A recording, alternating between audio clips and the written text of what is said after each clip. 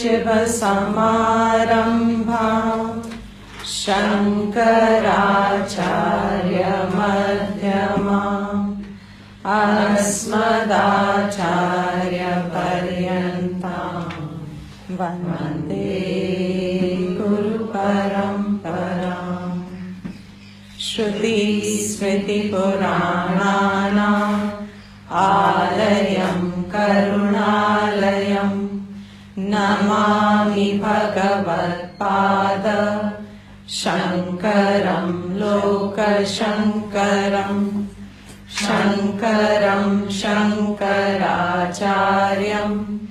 केशवं बादरायणं सूत्रभाष्यकृतौ वन्दे भगवन्तौ पुनः पुनः।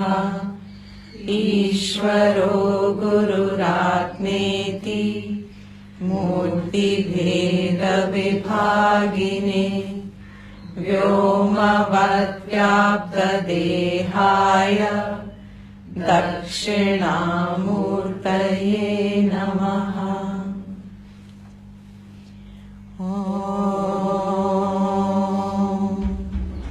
सहना भवतु सहनौ भुनक्तु सह वीर्यं करवावहै तेजस्विनावधीतमस्तु मा विद्विषावहै। ॐ शान्ति शान्ति शान्ति।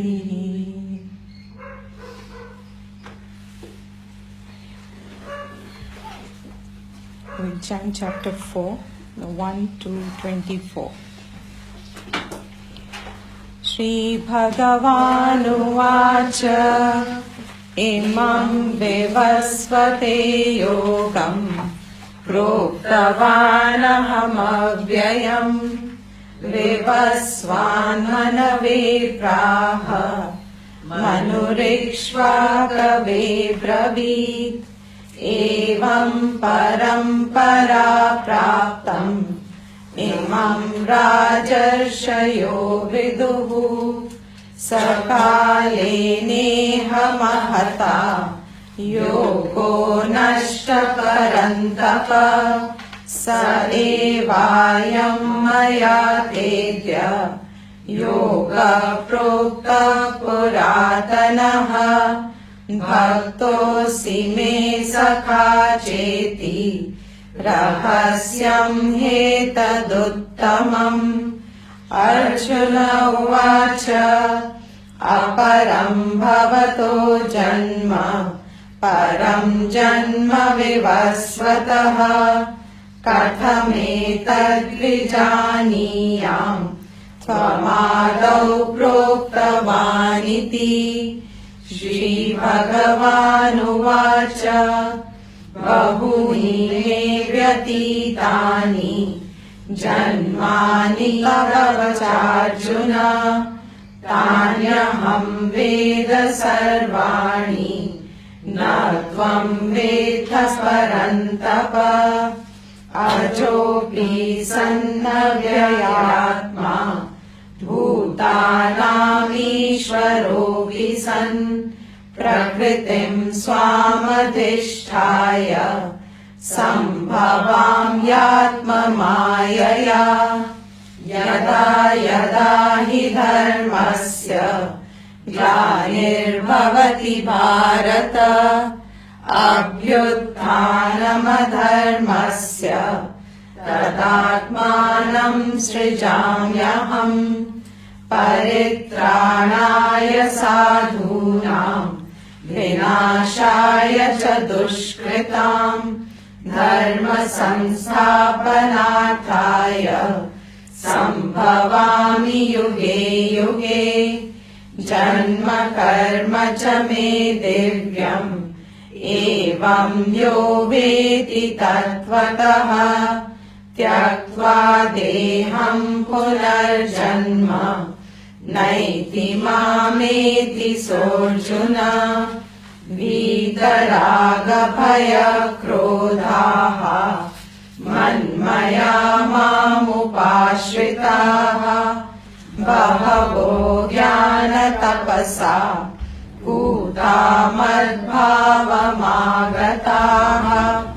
ये यथा मां प्रपद्यन्ते तान् सदैव भजाम्यहम् मम वर्त्मानुवर्तन्ते मनुष्या पार्थ सर्वशः काङ्क्षन्त कर्मणां सिद्धिं यजन्त इह देवताः क्षिप्रं हि मानुषे लोके सिद्धिर्भवति कर्मजा चातुर्वर्ण्यं मया सृष्टम् गुणकर्मविभागशः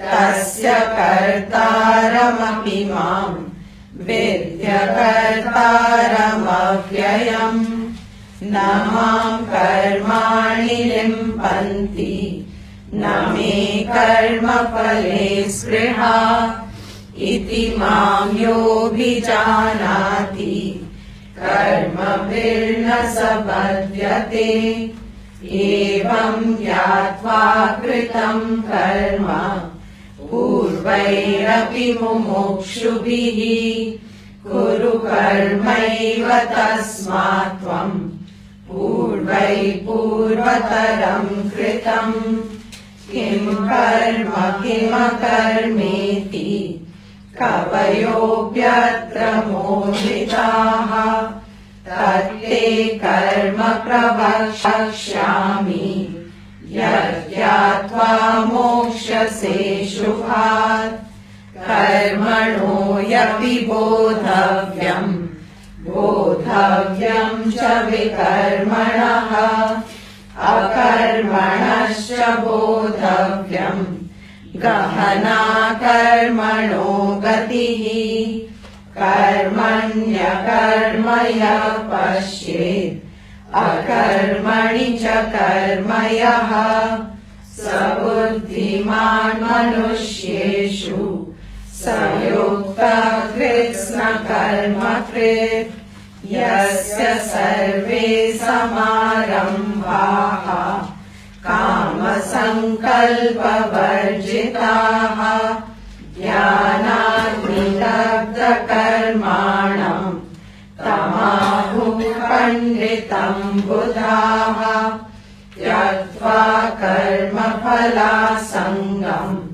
नित्यतृप्तो निराश्रयः कर्मण्यभिप्रवृत्तोऽपि नैव किञ्चित् करोति सः निराशीर्यतचित्तात्मा त्यक्तसर्वपरिग्रहः शारीरं केवलं कर्म कुर्वन्नाप्नोति किल्बिषम् यदृच्छालाभसन्तुष्टः द्वन्द्वातीतो विमत्सरः समसिद्धावसिद्धौ च कृत्वापि न निबध्यते गतसङ्गस्य मुक्तस्य ज्ञानावस्थितचेतसः यज्ञायाचरत कर्म समग्रं प्रविलीयते ब्रह्मार्पणं ब्रह्महविः ब्रह्माग्नौ ब्रह्मणाहुतम् ब्रह्मैव तेन गन्तव्यम् ब्रह्म कर्म समाधिना।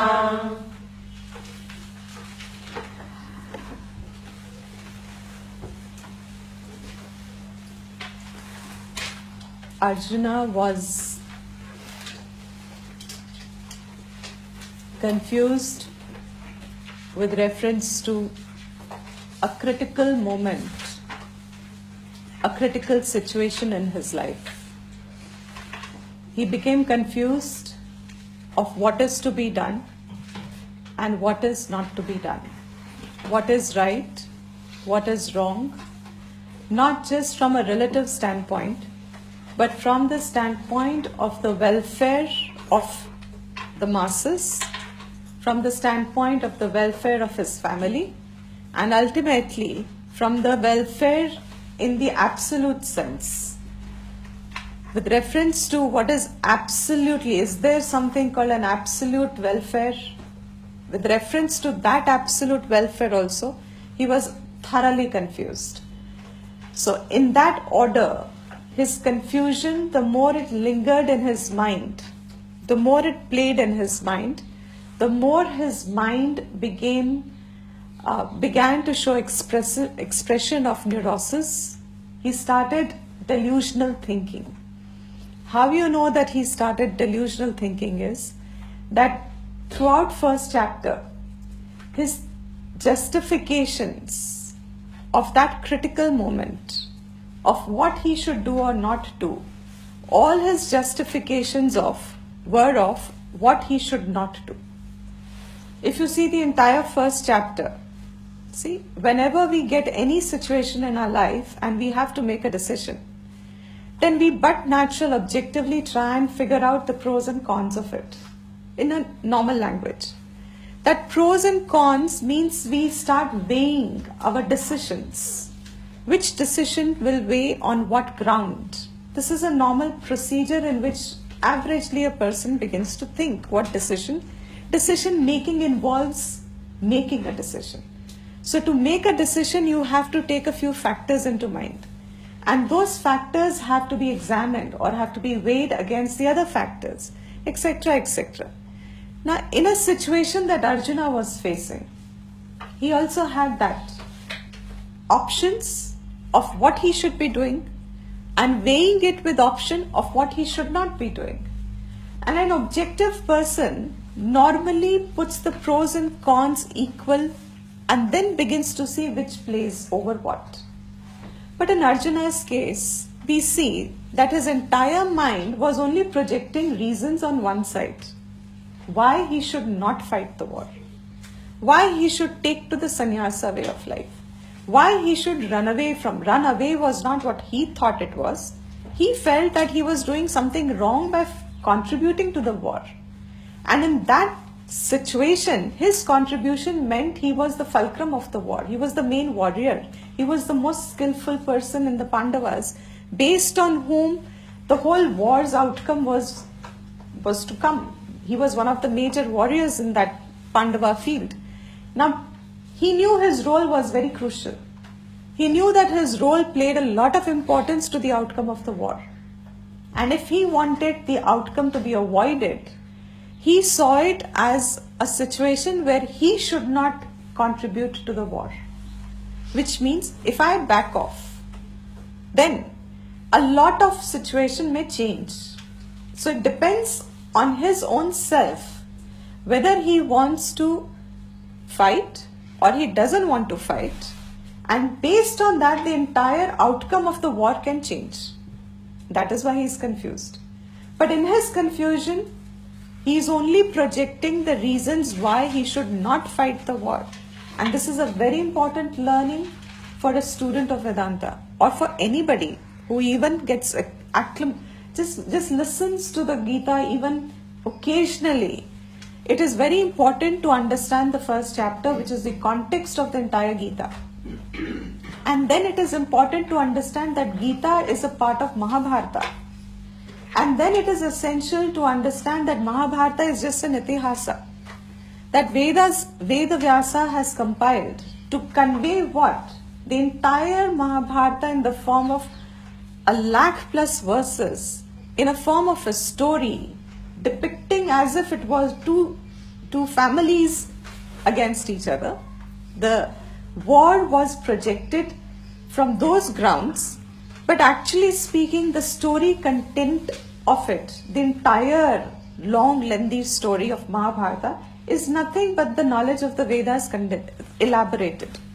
The condensed knowledge of the Veda, which was losing its relevance in times, which was getting confused in its own manner of leading society.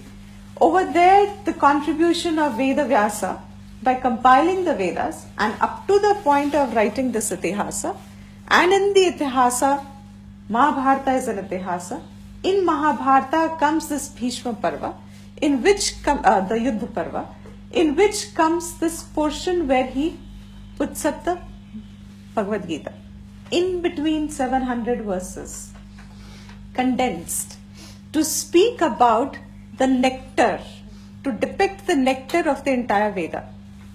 These 700 verses, whose mouthpiece has been put as Krishna, to convey that this knowledge is Ishvara, based on Ishvara, which means it is not Manokalpitam. It is not an authorship. Therefore, it doesn't fall into religion. It has no origin of a mental space of a human being. It is available as knowledge, pure knowledge. It has been unfolded, it has been discovered. Just as science gets discovered, this Adhyatmic Gyan also got discovered. To convey this, Krishna is depicted as the mouthpiece of it. Now, Arjuna is symbolizing entire humanity. Whenever there are moments in each life, there will be moments and there will be situations where not as bad as Arjuna, but towards that direction, we lose the context of our life, or we lose the drishti of what we should be doing, what is the right thing to do, what is good for others to do, what is relatively and ultimately what is absolutely good for us.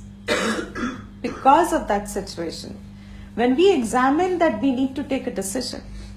And if, like Arjuna, we are giving pros and cons, we are only giving reasoning, justification of one side of what comes up in our mind, then sure enough we are Arjuna. Because what we are reasoning towards is something that you are finding easier to do. The fact that there is confusion implies that I don't have the full picture. If I had all the factors, naturally my confusion would be to that degree less. The more factors I have, lesser is my confusion. But the fact that Arjuna kept on giving one-sided reasoning, what we saw as justification for him to not contribute towards the war, and to justify that, he wants, his reasoning extends to the point, why can't I take a sannyasa way of life? If I only live on bhiksha, after all, that is what the whole Shastra speaks. Your ultimate absolute good is in renouncing, because even death will take everything away. So renunciation is the absolute principle. So if I have to do it later on, why don't I do it now? That's what he tells Krishna. Keep this into your background when you are beginning to study. Always, every time you open your book to study, you must remember the whole context, because that conversation between Krishna and Arjuna is the conversation between you and your own confused mind and your wiser mind. But who should be the one who should listen to? What are the grounds on which your wiser mind becomes wise? That is the whole unfoldment of the knowledge. How to make that wise mind available to your own self. How to bring wisdom to your life. That it should be available there, that when your weak mind is projecting reasons which seem very strong and powerful, you should also have the wise reasoning along with it, for which the factors should be clear. And those factors is this study entirely of the Gita, because it talks of universal values, universally applicable. This point had reached in chapter 4 now, conversation has reached in chapter 4, and the title of chapter 4 has been given as Jnana Karma Sannyas. Just to remind ourselves again, these chapters are not in the original text. 700 verses is like a conversation, 1 ghanta, 1.5 ghanta, 2 ghanta, jo bhi, in the middle of that battle. That is what it is. The teachers in between the lineage have given the headings to differentiate one topic from another topic. Now the third chapter topic was Karam Yoga. The second chapter topic was Sankhya Yoga. First chapter topic was Arjuna Vishada Yoga. which means the state of Vishad that Arjuna went into. To remove him from that state, to help him bring his own objective mind back to him, his own wise mind back to him, Krishna first gave him a few absolute facts of everyone. The absolute fact is you are not this jiva. You are not this individual. You are not this limited being. An absolute fact. You recognize it now, you recognize it in billion years, you never recognize it. It makes no difference to the fact that who you are is that you are not this individual, but you are something more than that. Now, it may take forever, I'm repeating myself. It may take forever and it may never happen. You never know. It may never happen, is not going to happen from Shastra Drishti, but from your Drishti, it looks like it may never happen. Fact is, absolute fact is you are not this limited expression of life that you find yourself now with a name and a form. That's your fact, absolute fact. Now what goes in the direction of that absolute fact? To understand and appreciate this absolute fact, you have to first begin by seeing this, what you call as yourself, is a relative fact. Because today, in our drishti, my concept of my individuality is not a relative fact. My idea that my name, my form, my life is not a relative fact. Me that I exist and I am a human being and I am so and my name is so and my identity is so and so, to me is an absolute fact. That I am an individual is patthar ki lakeer. You can't erase this from my mind that I am not an individual. I am an individual. That means for me, this knowledge that I hold identity as a little form is complete in itself. I don't suspect it. I don't doubt it. I don't doubt that my sense perception of this body is actually only limited between birth and death, but natural. What happens to my notion of I when this body falls? I have never inquired about it. I have no idea about it because I don't have an experience I feel about it. I feel death means my death. Therefore, this relative concept of me is never examined by us normally in our day-to-day life. Vyavhar mein to in fact it gets strengthened because you can't have a vyavharik life unless and until you operate from your me. So as time proceeds in life, we find that adulthood means strengthening of this relative me as absolute me. This absolute me ka concept is all unquestioned. Shastra Vidya begins at the point of saying, with thorough reasoning, examine that your concept of absolute me is relative. How is it relative? It is relative to the birth of the body and the death of the body. Is your existence relative enough only to this much? You would say, I don't know. But Shastra says, that's why it's called Shastra, because it sees beyond what you see. It sees it from the perception or the availability of your existence without the body. How will it convey to you that fact? The entire second chapter focused on that. Sankhya Yoga means the knowledge of yourself in the drishti of who you are in the absolute vision called Atman, which is Brahman. This understanding by the third chapter came to the point of saying, what am I to do with this relative sense now? Because I have understood, you said I am Atman Brahman, but literally speaking, I have not understood. But I still don't understand what are these words Brahman and Atman. You've just added two more words to my already confused state. And that is what Arjuna said to Krishna. By third chapter, he didn't feel that he'd got an answer to his problem. कि मैं लड़ूं कि नहीं लड़ूं? He said, मैंने आपसे कृष्ण एक बात पूछी, हाँ कर या ना कर. तू कह कि मैं लड़ूं तो I will लड़ो. तू कह कि नहीं लड़ूं तो I will not लड़ो.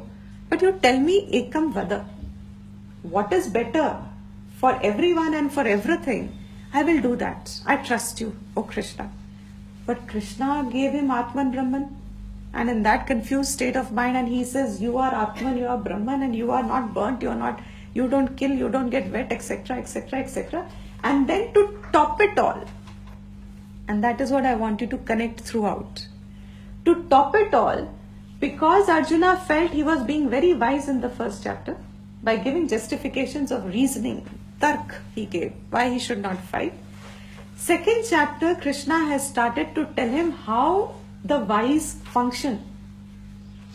जिनको सच में ज्ञान होता है ना, वो कैसे जीते हैं. जो अपने आप को ज्ञानी समझते हैं लेकिन है नहीं एक्चुअल फ्रॉम द एब्सोल्यूट दृष्टि. जो सिर्फ सोचते हैं कि मैं जानता हूं, लेकिन उनका जानना इज एज गुड एज अज्ञान. उनका व्यवहार कैसा होता है, और जो सच में जानते हैं वो कैसे कंडक्ट करते हैं अपने आप को, उनका व्यवहार कैसा होता है. How do they function in life, how do they express life, how do they contact things in life. From the individual standpoint how do we contact, हमें पता है. I'm repeating so that the thought process remains clear for you. From an individual standpoint, how do I contact the world? I know. This individual sense for me is my absolute truth. Scripture says, that which says becomes the scripture because I can't see it. It says, this notion of yours is relative to this body. If it is relative to this body, then there is something else called the absolute you. Those who know that absolute you, how do they conduct in life? वो हैं ज्ञानी.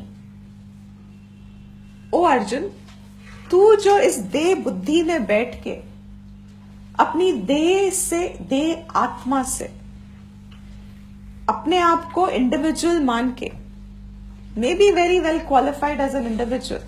धनुर्धर था, उसका example till today you don't have a parallel example of him as a warrior. You are that exceptional an individual. You stand out. You are the cream of the humanity. And yet, your notion of me is related to the body. That qualifies you to be an agyani, not a jnani. So your first big pickup from here is, जिसको हम ज्ञानी समझते हैं दुनिया में, you win the Nobel Prize, you discover and discover knowledge after knowledge. Is your sense of मैं restricted to your finite being? Then you are an agyani.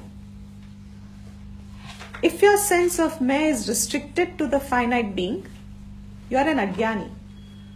And व्यवहार between agyani and agyani is only restricted starting from the finite being.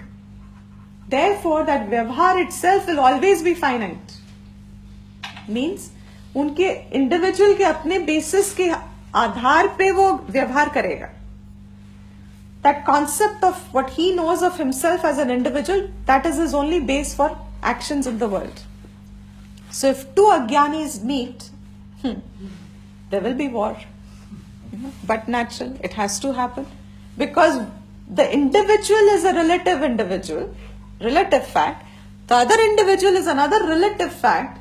When two relative facts interact, there will be only collision. There will generally be areas where they will collide.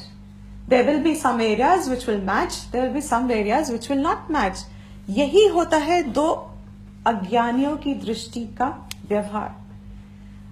Versus अज्ञानी को अपना concept क्या है? मैं ज्ञानी हूं. To remove that notion कि तुम अपने आप को इतना जो ज्ञानी समझ रहे हो ना, उसके लिए पहले ज्ञानी कौन है वो तो समझो. Who's called that who has the knowledge of his own being as absolute being? One who has his knowledge as his absolute state, of his absolute state, वो ज्ञानी जैसा व्यवहार करता है. He relates to the world from the state of Purnatvam. He relates from the state of his absolute state. Therefore, the way he relates to the world is a different degree than how an Ajnani relates in the world. So the second chapter had started at the end, concluded by Sthita Prajna Lakshan. This Sthita Prajna Lakshan further added confusion to Arjun, because he thought he is a Jnani, and now he hears all these things about so-called Jnanis conduct like this in the world. He doesn't know who he is. Now he is confused badly. एक तो यहाँ लड़ना है कि नहीं लड़ना है. On top of it, Atman Brahman क्या है पता नहीं है. तो how will I decide कि what should I do?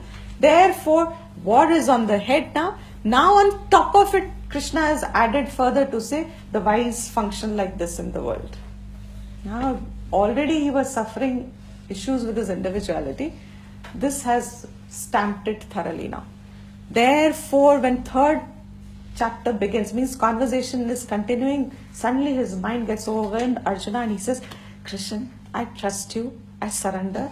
एक बात बता दे, तू मेरा दोस्त है, करूँ नहीं करूँ, I will not question you for the rest of my life, पक्का. I will not put you to blame afterwards tomorrow.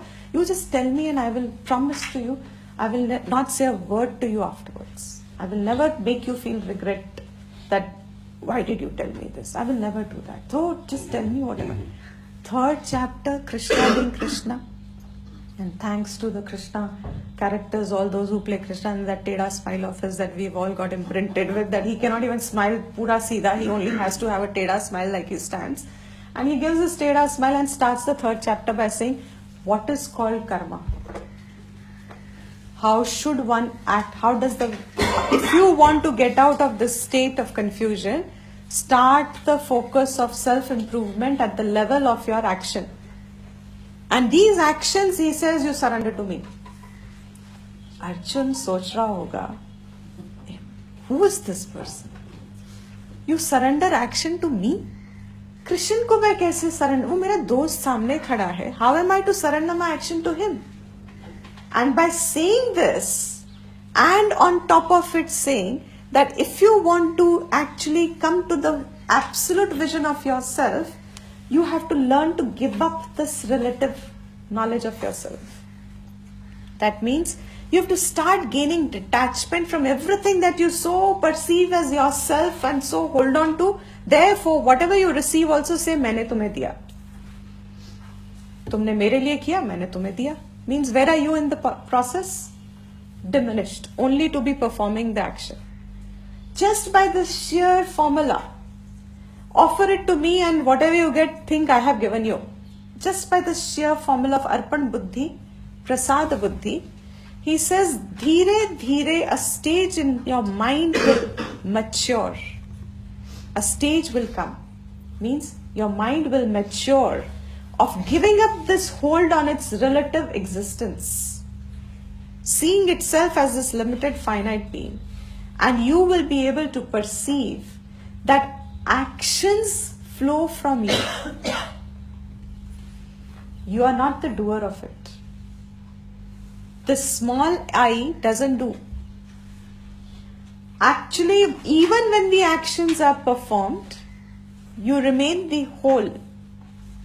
Absolute. Now this is very confusing. On one hand you say, करना भी है. On the other hand you say, मैं करता भी नहीं हूँ. How do you mix these two? He said that is what was Lakshana of a Jnani. What is that skill in the Jnani? He says that Jnani who has an absolute vision has firm knowledge of his own being as Brahman. He remains anchored in that knowledge and then does what needs to be done as best as he can do without any personal attachments to it, any personal view of it. इतना सुन के ही I know half of us have said impossible. When we say impossible at this stage, we have confirmed ourselves back to Arjuna's state. If it is impossible, then he would not have given the example to Arjuna that many people in the past have got to that state. Since many people have used this method and grown themselves, O Arjuna, you also do the same. And in doing that, the method of your actions in the relative field is only twofold. What are your fields of activity in the world? एक तो दुनिया है, दुनियादारी है. एक है जो पूरा वेदास ने इंट्रोड्यूस कर दिया, realm of action, वैदिक कर्मा. एक है लौकिक कर्मा, एक है वैदिक कर्मा. वैदिक Karma in days of the Vedas, when they were loud, Vedas, Vedic karma meant only for growth of the person. You could do those Vedic karmas sakama drishti, which means do them only to get what you want, desire fulfillment, or the same karma you continue doing it nishkama drishti. By doing it nishkama drishti, remove the swarthata from the karma. When you remove the swarth, swa-arth, see what is swarth? Very weird. किसी को हिंदी में बोले ना, बड़ा स्वार्थी है ये. See, selfish, I never understood. स्वार्थी जब से समझ में आया, मुझे selfish समझ में आ गया. Selfish जब तक समझ में आ रहा लग रहा था कुछ है pertaining to self, but self अभी छोटा ऐसे कि बड़ा ऐसे. So selfish means okay for your own sake. Swarth means what? Swa-arth. Only for your own sake. अपना ही अर्थ देखना जिसमें. Performing an action जिसमें अपना अर्थ दिखता है, अपना फायदा दिखता है, लौकिक language. But when you perform an action स्वार्थता के साथ, that keeps you in the realm of अज्ञानता. अज्ञानता, I'm repeating, उसका लक्षण है you think you know. अज्ञानता का लक्षण है you think you are very wise. Therefore, it's very difficult to educate because your notion of your relative I is firm.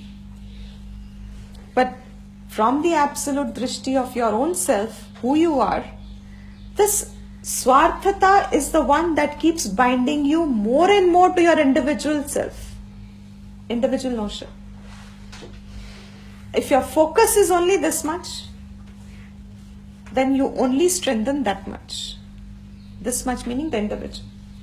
So swarthata is one thing which keeps you more and more consolidating your relative view of yourself as the absolute man.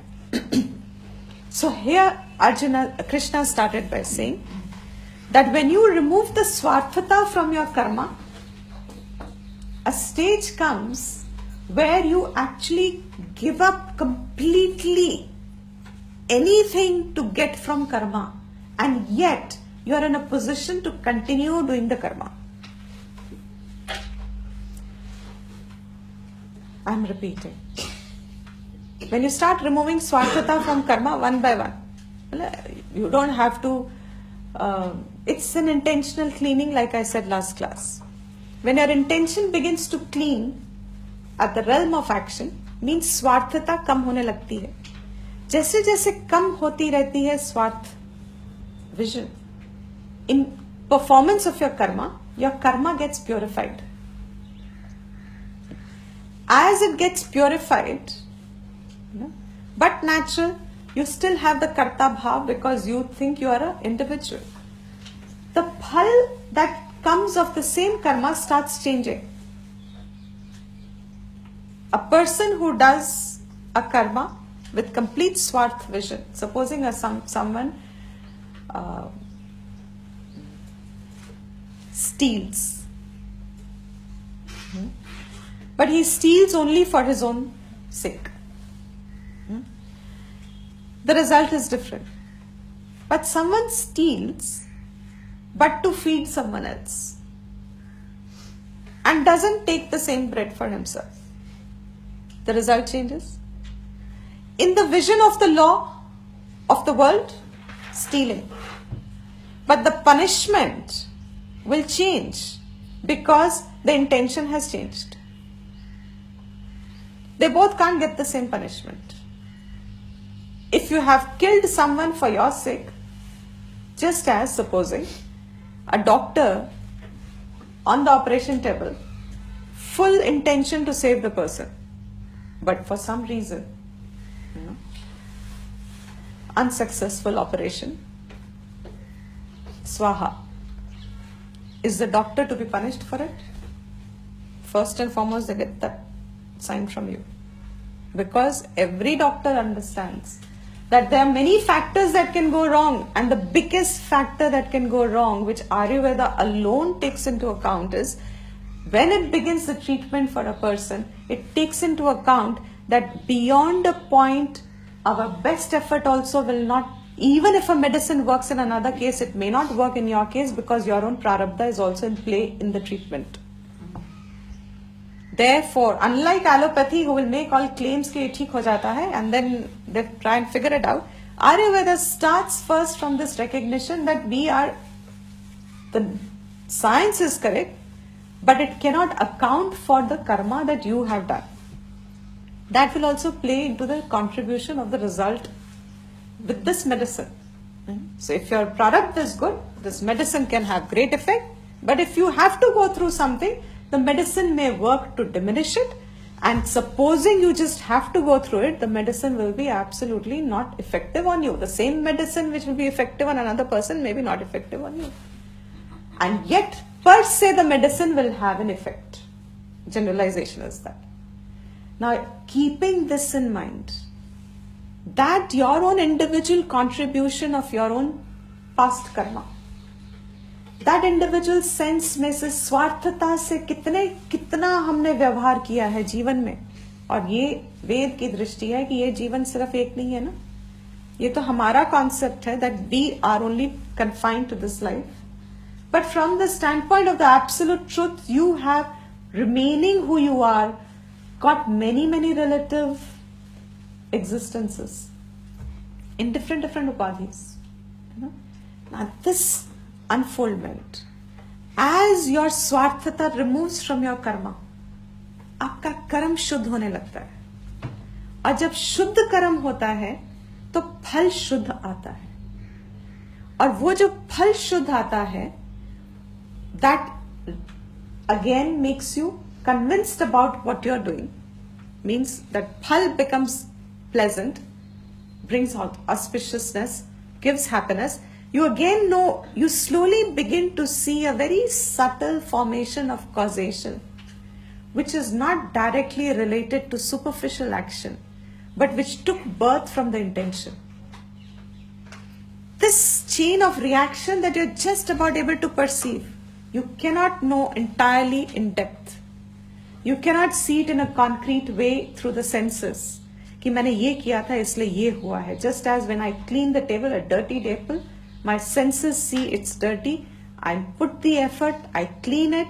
Now my senses see a clean table. So I can connect that it was the act of cleaning the table that cleaned the table. But there are many results that come in our life which we can't perceive like this. We cannot perceive what brings this result to us. That subtle connection, slowly one begins to realize emerges only from the level of my intention.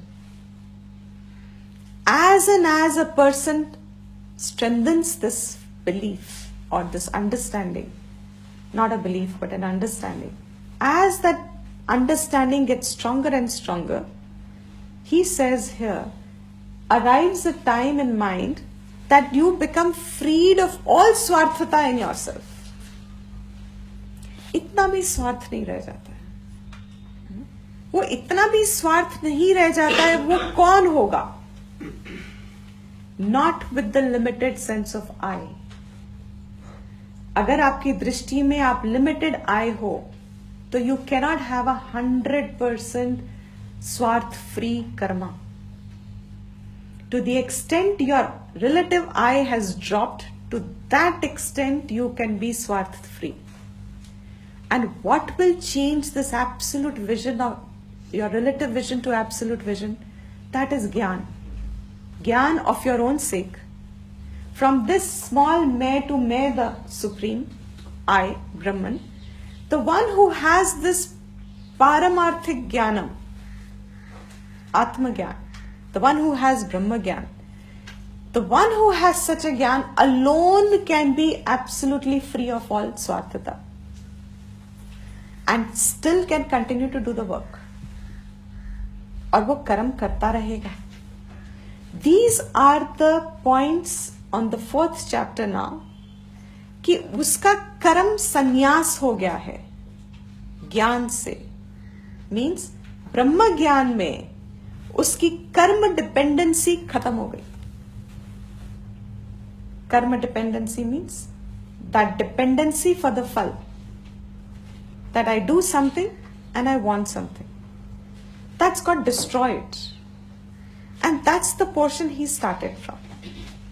And just to make that connection again, 16th verse he says to Arjuna, to fight this war, answer is given at the 18th chapter. Arjuna himself says, oh yes, nashto moha, khatam ho gaya mera delusion, I will now fight the war. 18 chapters it took Krishna, 700 verses conversation. In between, he went through all kinds of emotional turmoils because कभी कभी विश्वरूप दर्शन दिख गया, कभी उसको एकदम भक्ति के गुण दिखाए गए, कभी उसको कर्मा के बारे में, कभी उसको मेडिटेशन के बारे में बोल, कभी आहार के बारे में सुनना पड़ा. He heard everything in those little time, everything, and at the end, whether he got it from knowledge or fatigue, probably he must have realized Krishna is सीधा आंसर दे नहीं रहा है. I have understood he wants me to fight. But for that moment he had the clarity. He knew exactly what corrections he had to make in his mind before he initiated that karma. And that correction he could do when he saw Jnani ke Lakshan. Those Jnani ke Lakshan is what Krishna has started from 16th verse, chapter 4. He tells Arjuna, ऐसा दुनिया में कर्म को लेके लोगों को बहुत confusion है. Because in present times especially, who's called an active person, who's called a successful person, ambitious, must be a go-getter, etc., etc., have a firm, laser sharp focus, उसे क्या चाहिए, that उसे क्या चाहिए should be clear. The more he is able to see what he wants, the more he is able to manipulate the world around him to get what he wants, and the more he does that, the more successful he is, and then he passes on that knowledge to others. तुम भी ऐसे लड़ो दुनिया में, तुम्हारा भी, and then you have to do the CRP program, corporate, what is that? CPR, CRP? Corporate, it's become compulsory at a certain level. CSR. Corporate social response. CSR. CPR is more from the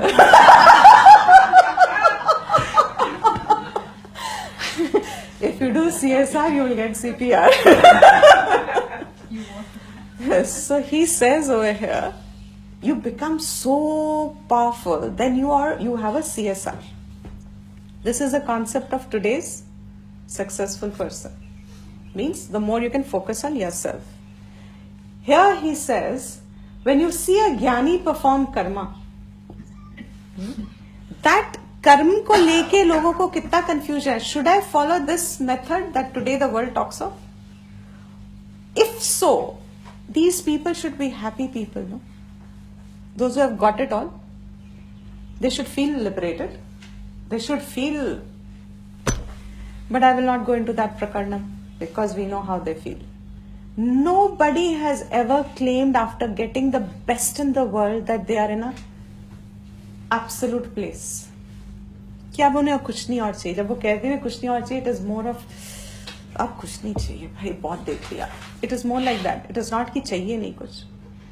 If this was the method, then there should have been a whole lot of people in the world claiming themselves to be freed mentally and not stressed out, not anxious, not fearful, not bound, not having a whole lot of cases in the courtrooms, they would have been happy people. Happiness is what? Happiness is with or without I am happy. Unconditionally happy. है इसलिए happy हूँ, नहीं है तो unhappy हूँ, तो that is not happy. Happy is है, नहीं है, irrespective. This kind of a happiness, is it an effect only from karma phal? सिर्फ कर्म से निर्धारित होगा? नहीं. That way of cleaning yourself where you are able to renounce your hooking on is the word I would use. You're hooking on for results. How you throw your, what is that? Fish पकड़ने के लिए? Fishing rod. Then you throw your fishing rod in the pond. Then you throw it in the river. Each hook has a bait to catch the fish. When you throw your action in the world, thinking that you have thrown it, you have attached something at the bottom and you will attract the result. I've done this, I will attract the result. Means I will get the result. So my hook over there, you see the mental hook there. You have to visualize a mental throwing of hooks in the world. I hook on to something or the other. That hooking on mentally is the cause of your bondage, says Krishna. और हम किस किस चीजों पे mentally hook डालते हैं, hooked on है? What are the things that we are hooked on? Through 16th verse he says, people do not know that these hooks are the ones that are tying you because you're holding it at the other end. The fish over there, you can only catch if you're holding the rod at this end. So you're tied to the action. You cannot get freedom. Now you get a big one or a small fish or a big fish. You remember that scene from... Oh, that I don't know. I'm talking of years ago. Shah Rukh Khan and small bachcha. He's so excited. He got a small fish and then that small boy goes with this big fish. What happens to his expression? How small boy got a big fish? Me with all my grown-up knowledge have got a small fish. What happens between the two jivas? Competition starts. उसको बड़ी fish मिली, मुझे छोटी fish मिली. जबकि and then you will go to classes and then you go to quote unquote gurus and then you want answers. I have done everything right in my life. I still got a small fish. That such a small boy who's just started his life now gets a big fish. Why? What is this law of life? How is it that people get away doing wrong things and they escape from all the laws, and we who are such law-abiding citizens have to wait 2.5 hours to come, from Noida to here. 3 hours we spend one way. Unnecessarily we have to suffer in this. हमने क्या किया था?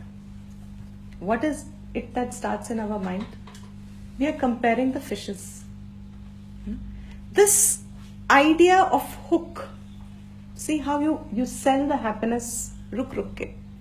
Itna intricate process hai that you don't understand. What you see in the face in the morning in the mirror, your face in the mirror, is actually an outcome of so many years of chote hooks. You don't know how many hooks you have spread in the world. So when you wake up in the morning and you look at your own face in the mirror and you just see over there, even if you're smiling, that smile is less than what you actually should feel you should have got by now in your life. All this is that hooking. It's a very essential thing to note. हम बहुत lightly डाल तो रहे हैं, लेकिन topic तो बहुत tough है. What is it that man needs to understand? That how we have tied ourselves, that knowledge of how we tie ourselves is actually that portion that he has started talking to Arjuna on. By showing how those who have absolute knowledge remain untied to the same action. So two people doing the same action, one can be tied down and one can be free of it. That tied down person will feel खत्म ही होगी ना जिंदगी, तो कितना तो मैंने जिंदगी को दिया, शेर और शायरी शुरू हो सकती है हमारी बिकॉज इतना दिया मैंने जिंदगी को, कितना दिया जिंदगी ने मुझे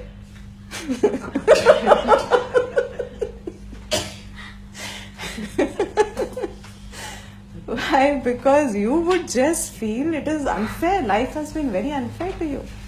Because वो तो कुछ हंसी निकलता रहता है, कुछ भी उसको टच नहीं करता, हम देखो सब कुछ करके भी फंसते हैं. Now keep this context in your mind and see the 16th verse once again. He says, Arjuna, since karma is so confusing to people, I will tell you how to do that karma. And I will also tell you what is that state which is actually keeping you free despite the karma. Means karma does not bind you. Where karma becomes defunct irrespective of the fact that karma is done. Karma becomes defunct means it produces no result. To us it's a huge knowledge. Because हम सारी जिंदगी सुनते हैं कर्मों का फल है, कर्मों का फल है, कर्मों का फल है, जैसा तुम करते हो वैसा तुम भोगते हो, कर्म का ही फल है, तुमने किया इसलिए तुम भोगो, etcetera. Now suddenly there is a third thing introduced, and the third thing is karma करते हुए भी that karma does not give you the result. It does not bind you. The karma, while it is done, continues to do, but produces no result. How is that possible? It will go against the law of karma. He says that is what is the beautiful part about it. The law of karma works at the level of the individual, karta. Karma can be done by one who is a karta. If I know who I am in my absolute state and I do an action, the law of karma is not applicable. Gravity is applicable in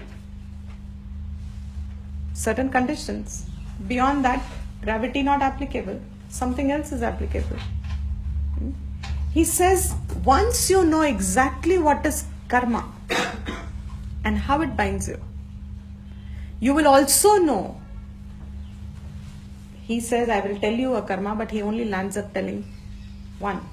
He says, you will also know what is this akarma. And those who have this knowledge, how they function in the world. So 16th verse said this, Tatte karma pravishyami, pravakshyami, I will tell you, he says. Yat gyatva, जिसको जान के मोक्षस ashubhat, you will get moksha from the what is not shubh, which means from all inauspicious results, which means samsara drishti.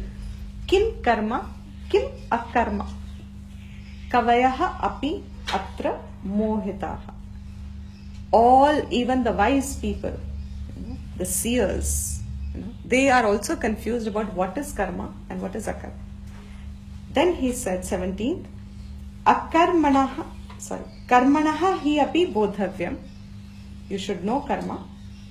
Vikarmana bodhavyam. What is not to be done is also to be known.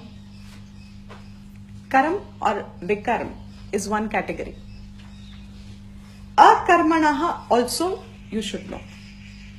So you put karma and akarma in one category, and I like a pyramid, on top put akarma in a third dimensional way. That akarma also you should know. And gahana karmano gatihi. Now 18th verse he says, karmani akarma yah pashye. Now he's talking about the one who has absolute knowledge. Absolute knowledge means what? He knows what is a karma in karma. कर्म जब हो रहा है उसकी दृष्टि of आत्मा as अकर्ता, उससे जो वो कर्म करता है, ही नोज कि इसका कर्म है ही नहीं. I am repeating. The person who, while doing the karma, he knows who he is as Atma. His vision is clear, purified, completely of all individual notion. He knows his own self as Brahman, and he knows that whatever karma he does is actually a karma. कुछ फल ही नहीं है इसका. It is not as है ही नहीं, कर्म ही नहीं है, because करता नहीं है. Then he also knows akarmani cha karmayah. He also knows that when there is a limited relative notion of karta, usme when I do not do something, what I should be doing, over there karma is there. Arjun did not want to fight the war. He thought this was state of sannyasa. He thought this was state of akarma. The wise knows that this Arjun remaining Arjun in his mind, if he doesn't fight the war, this will still bring a result. बहुत सुंदर है, आज जाके पका है ये. How Arjun will understand that this is still, how Arjun is still bound to karma, even though he thinks मैंने कुछ किया नहीं. So when all of us turn up and say, why did I get the small fish? मैंने तो इतना सब कुछ किया था, which means जो मुझे करना चाहिए था शायद मैंने वो नहीं किया था, क्योंकि मेरे को लगा कि वो जो मैंने नहीं किया became my after all I didn't do anything wrong. One of the finest teachings on the planet ever in creation, to teach human beings that inaction is not a solution to anything. And yet, irony, the very culture in which this knowledge thrives is the very culture in which inaction flourishes. Ab to there is still a badlav. Na karna is so easy for all of us, and we all have this pure image of ourselves when we don't do anything. मतलब हम शांत रहते हैं ना, हम कुछ करेंगे ही नहीं तो शांत तो होंगे ही. But that karma bhav, karta bhav remaining as is, if there is that sense of I don't want to do this, see it as karma. You cannot afford to miss this, because no, you can, doesn't matter. For generations, and the knowledge has continued, so it will still continue. But if you get it, what is called karma, and that clarity with which you can see what is akarma, you can never, and that's exactly what he says, you can never get deluded again in life. तुम कभी बंध ही नहीं सकते कर्म से, क्योंकि तुम्हें एक बात बहुत साफ हो जाती है कि I see myself as a karta, and as a karta I have no choice in not doing something, because my not doing wala state, what I call as a karma, is actually karma.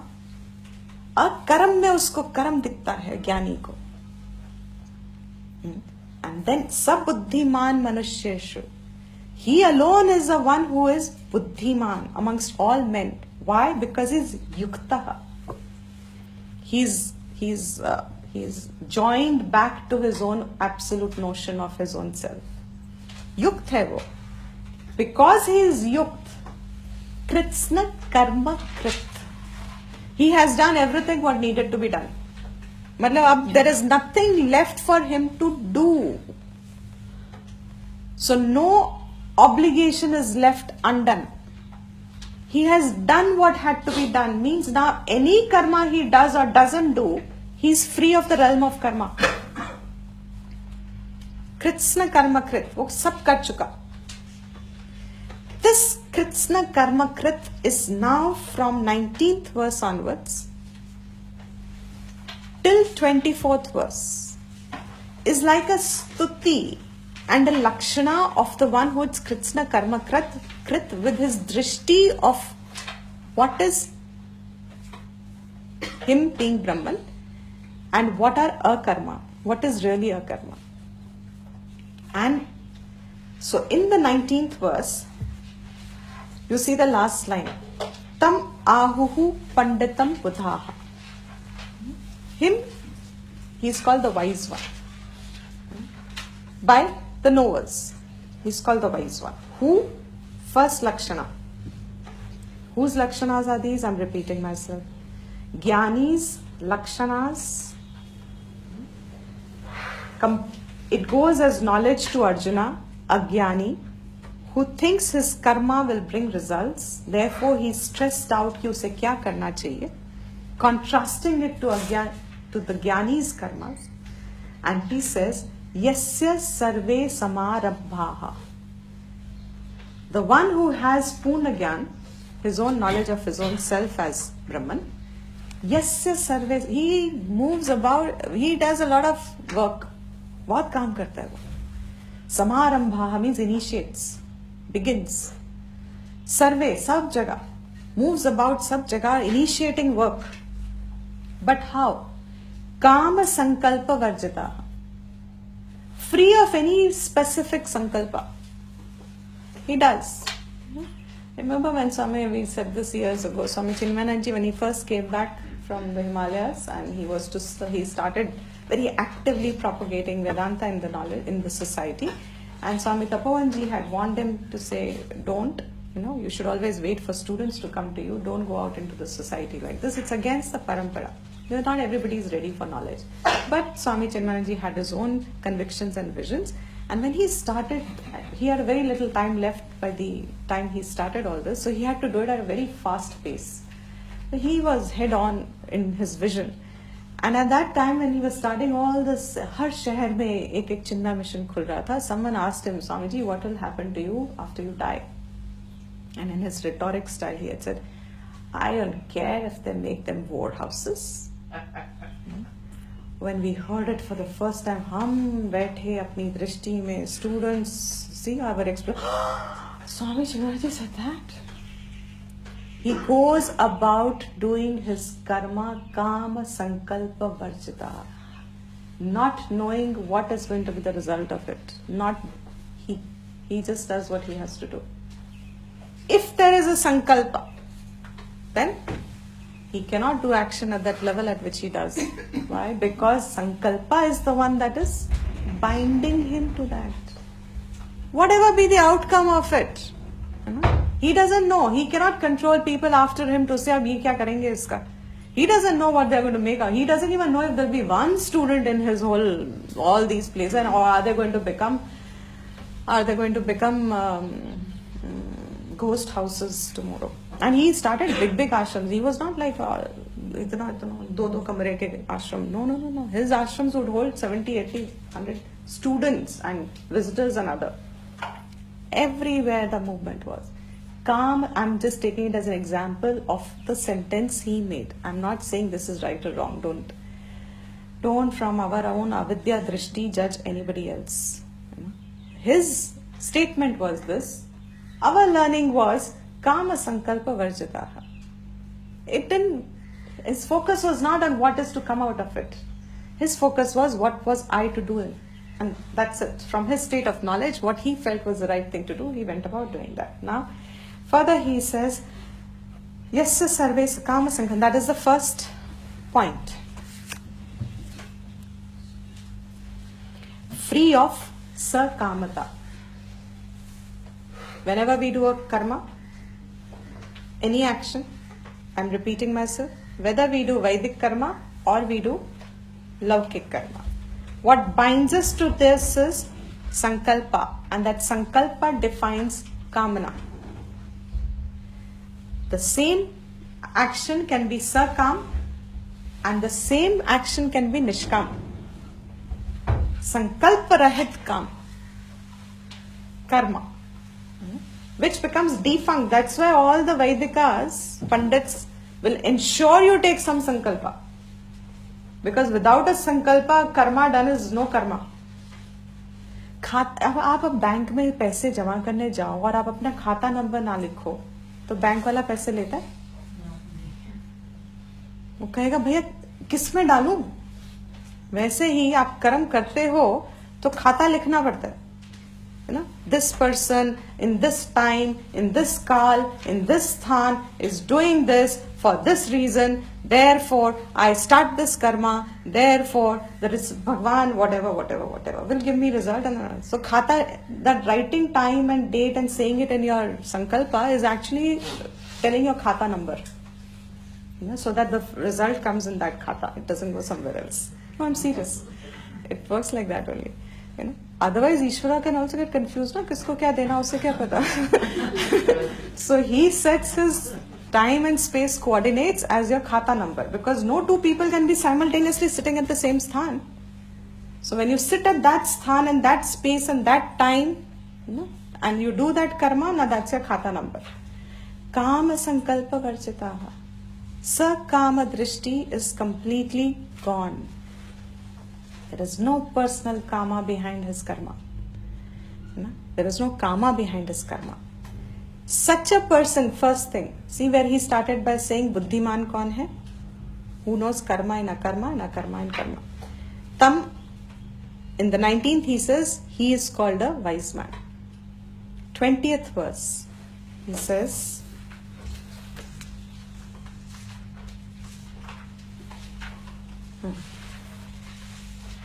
second lakshana, tyaktva karma phala saktihi. He gives up phal asakti. Phala uska hooking. He gives up the hooking nature. He gives up the hooking nature. Gives up, tyaktva, gives up, abandons. He gives up the hooking nature with reference to the phal, say, attachment, asakti. Because of which what happens now, see, sankalpa gone, so anyway result given up. See how it leads. Start visualizing one after another. No sankalpa in his karma, therefore giving up the result. Therefore what happens? Nitya triptaha. 19th verse, 20th verse. Nitya triptaha. He remains ever content. That's the third point. Fourth, therefore, nirashrayaha. And Shankara gives this beautiful meaning for nirashrayaha. Drishta adrishta phala sadhan. What is the ashraya for? He says ashraya is for drishta and adrishta phal ke sadhan mein. Your dependency is on doing karma that can give you drishta phal and avoid adrishta phal. Those are the means you hook yourself onto. That can give me drishta phal, means those that are auspicious for me now and later. And adrishta phal means even in the later I should not get anything inauspicious. So he gets hooked on to those means. Nirashraya means he is nitya triptya. He is not dependent on those means at all for punyam and papam. For earning punyam and papam. He is freed of it. Nirashraya. Nirashrayaha. And because there is no dependency, karmani abhipravrittaha api. Even though he engages in a lot of actions, karmani is in plural. Karam bahut karam karta hai. Naiva kinchit karoti saha. He has done nothing. Absolutely outstanding peace. He does nothing. Means he does. He seems to be so active, but he has done nothing because he gets no result. Then further, because of which what happens? He has no attachment to any means for any drishta adrishta phalam. Nirashihi. Hindi ka nirashi is इतना निराश इंसान है ये. उफ. और ज्ञानी को कहा है निराशी. The word if you break up, ni ashi. Ashi is asha. The one who has grown above all expectations. Very comfortably we can say no expectation. But means he is freed of all expectations. He has no binding to any expectation. Nirashihi is the description of the person. The word is describing the person. In Sanskrit, it's the way the word is compounded. It's describing the person. He says, Nir Ashihi. That person is without any expectation. Now, I'll pause here for a minute. What is binding us? Start doing the reverse of all this. Aren't we weighed down by expectations in the world?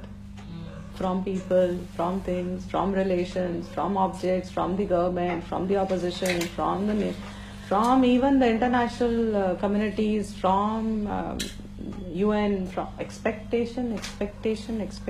We are bound by expectations. He is Nirashihi. I am Nirashi. He is freed. I am Nirash. And the same, reverse it. As a homework, you can just keep reversing and see, why am when I get up in the morning, my Battisi has difficulty to show. Because while they are still there, very soon they won't be there. And then we are going to complain about it. But while they are there, we have such difficulty showing them. So he says, Nirashi Yatta Chittatma. And that is another beautiful qualification of his who's a Jnani, whose mind and body, Chit and Atma, Yata controlled. The one whose body and mind are controlled by his own self. Means his own body and his mind is under his control. Yata Chittatma. Shariram Kevalam Karma. And even if he is not doing too many works, he continues to do only the work which is relevant for a Sharir Yatra. Even that much karma when he does, Kurvan apnoti na kilbisham. Those actions do not bind him. The karmas that he does only for a Sharir Yatra also, they also don't bind him. He is freed of all those karmas. And then move on further. Next verse.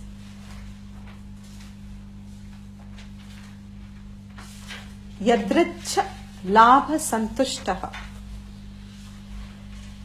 Yadricha labha, content with whatever labh he gets, whatever he has gained by chance.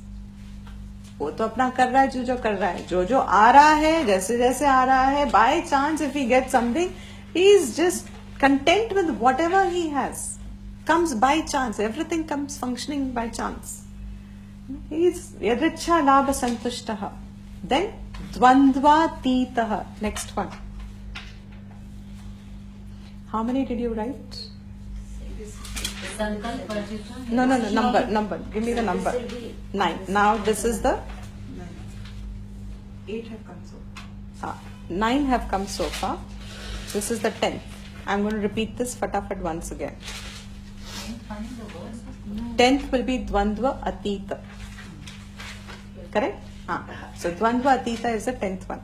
He is freed of all Dvandvas. And what Shankara writes here in commentary is Avishana Chitta. Vishana means dejected, sad. Avishana means not dejected, not sad. Dvandva se means heat and cold, gain and sorrow, honor and dishonor. These pairs of opposites do not deject him, do not sadden him. Hamara hal, we will not talk. It will go on and on and on and on. Because what is our state of mind is because we are not Dvandvatita. Why we are not Dvandvatita? Because we are firm in our relative knowledge as absolute. I alone exist. I am this small body. I, etc. Reverse it as a part of your homework. Vimatsaraha. 11th point. Vimatsaraha. And Shankara says, Nirvaira Buddhi. Matsar is jealousy, envy. Vimatsar is free of all envy and jealousy.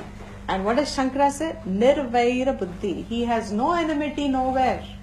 And this particular author, the book we are reading, he comments it as no sense of competition. I think he's only commented it, or Gambhiranandaji has commented. One of the two have commented, I don't know who. No sense of competitiveness. Rid of the competitive spirit. So this one. So he has no spite or ill feeling for anyone at all. Nirvaira buddhi. He has no enmity, no spite, no ill feeling, no sense of competitiveness for no one. Nirashihi. Yadrichal. Vimatsara. Samaha siddhau asiddhau cha. Remaining equanimous with whatever be his accomplishments or his failures, so-called failures or so-called accomplishments. Siddhi hui ya asiddhi hui means he did whatever he had to. If it became great successful, he is some. If it flopped, failure, he is some. Samaha siddhau asiddhau. Kritvapi na nibadyate. Every line ends with this last. Having done also, it doesn't bind it. These karmas do not bind him. We reach 22nd now. 23rd verse. 13th. Gata sangasya sarvataha nivritta saktehe. Means everywhere he is without attachments, without asakti.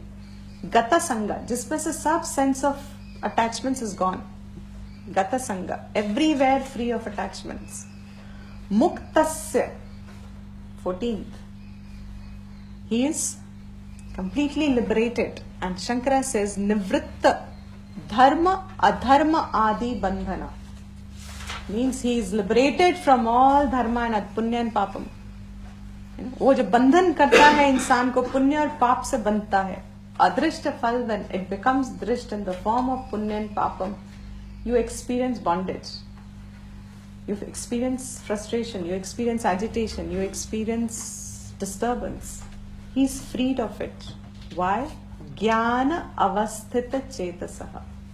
Because his cheta, his mind, chitta, is established in jnana avastha.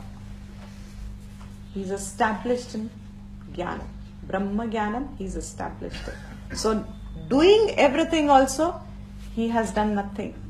Such a person's karma is a karma. And now began the 24th verse with a question again in between that Shankara puts up as connection. How is it possible that his karmas have all dissolved away?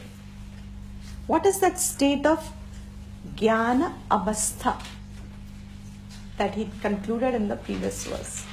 That jnana avastha is the moolam of the 24th verse. Brahma arpanam, Brahma havihi, Brahma agnihi, Brahmana huta, Brahma eva tena gantavyam, Brahma karma samadhina. That Brahma karma samadhina is the description of the previous verse, jnana avasthita chetasaha. Such a person, even in his karmas, whatever karma he does, that karma itself, he has the vision of the wholeness. There is no division. And that division, Vyasa has picked up the Vaidika karma as an example for it. And in Vaidika karma, because Sakamata, Vedas only have Karma Kand and Jnana Kand. Entire Karma Kand is all rituals. All the rituals means you must have a kund, havan kund, you must have the sankalpa, you must have the one who does it, ahuti. For what reason? That what we spoke before as a karaka bheda. Karta, karam, karana, sampradanam, apadanam, sambandh is not a karaka, and then adhishthanam. All this vyavhar comes when it comes to karma. For Brahma Buddhi, the one who has a Brahma Buddhi, everything is dissolved into Brahman. He doesn't see them as distinct and as separate. Therefore, such a person, his karma is the one has no result at all. Knowing which, he says, and we did the entire thing, and now he says even when he does any karma, those who do it even with a desire for loka sangraha, so-called desire, because you must have some prompt. A jnani, what is his prompt? That loka sangraha also, even when he does paramarthically, absolute vision, it remains a karma.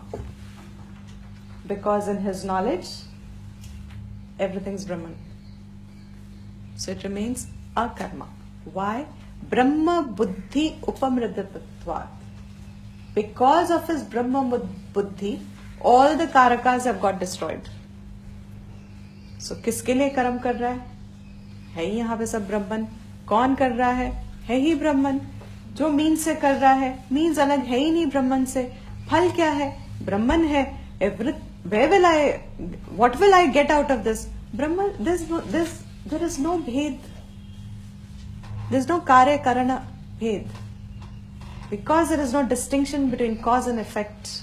I do this, so I get this. Now you take it backwards. How laukik our buddhis today have become. इसको कहते हैं laukika buddhi. What is a laukika buddhi? A buddhi which only operates within the realm of senses. Sense का प्रमाण मान के ही सिर्फ चलती है. जो सेंसेस को प्राइमरी मान के चलती है वो लौकिक बुद्धि है. अब जितनी एस्टैब्लिश लौकिक बुद्धि है उतना ही डिविजन एक्सपीरियंस्ड है, और जितना डिविजन एक्सपीरियंस्ड है उतना ही डिस्टर्बेंस एक्सपीरियंस्ड है. Therefore, now I think we can move forward from here in the next class. 24th verse is one fulcrum which connects the previous verses as I just did today. All this it connects, concludes the 24th verse by saying it's a stuti of the jnani. And 24th verse is also the beginning of the coming verses, which are all yajnas, different kinds of yajna. So 24th seems to be the summary, and then will be the elaboration of all the different types of yajnas that come forward in the chapter. That how every action can be converted into a yajna. So what does a ajnani take from here? A, your entire knowledge of what a jnani functions like. Karam, akaram usko कहते हैं. My relative sense of buddhi मेरा रखते हुए करना ना करना is a very to be discerned line. I should know what is to be done and what is not to be done. I should know what is karma and vikarma, and I should act only according to what is to be done, and slowly work to keep removing the swartata and accept the phalam. As I do this, Brahma Gyan is to be sought, and with that Brahma Gyan, when I have the nishtha, action even a jnani does or not does according to his prarabdha, he is free. But even if he does afterwards, that is a different realm of action. I keep that as my yardstick. Like sthita prajna becomes a practice for a jnani, lakshana of a jnani. जिसकी प्रज्ञा स्थित है उसके लक्षण क्या है, लेकिन जिसकी प्रज्ञा स्थित नहीं है उसके लिए वही versus means of life है, means of sadhana है. Similarly these also. And then Ajnani, because Arjuna is still not, remember the context? Nashto Moha to 18th chapter mein aayega. Abhi to we are in 4th chapter. So he still has confusions to unfold. So what more will Krishna tell him after I have told the essence of Karam Yoga? He will elaborate the Karam Yoga now by giving it the shape of Yajna. What was specifically there in that Yuga, prominent when Vedas were loud. Where are Vedas today? Hidden. Ruk ke kahin expressed. But when Vedas were actually like democracies today, Vedas were actually the government at that time. People were ruled by the law of the Vedas. Now when that was loud, since Karam Kand is such a big part, and everything was yajna, and people were getting caught up only in sakamata for everything. They were giving up even their laukik karma to be done because the dependency was toppling over to the other side of everything was getting dependent on devtas to give. That is why we became the society that we are. हर कुछ भगवान ही देगा, करूं मैं कुछ ना करूं. So if I kept on reducing my karma, but not my dependency on Ishvara to give me the phala. Gradually, he brings up these different types of yajnas, all internal yajnas. And he says it, and that we will. I think I'll conclude all the yajnas first as one thought, and then as per interest, we'll see how we go. Okay, we'll continue next.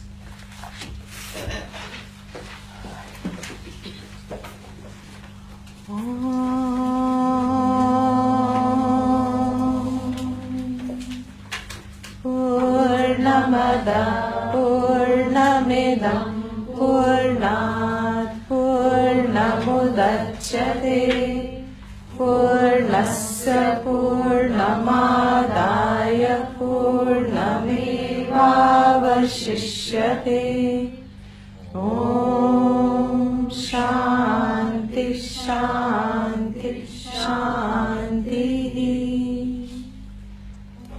Sarvesham Swastir Bhavatu, Sarvesham Shantir Bhavatu, Sarvesham Purnam Bhavatu, Sarvesham Mangalam Bhavatu, Sarve Bhavantu Sukhinaha, Sarve Santu Niramayaha.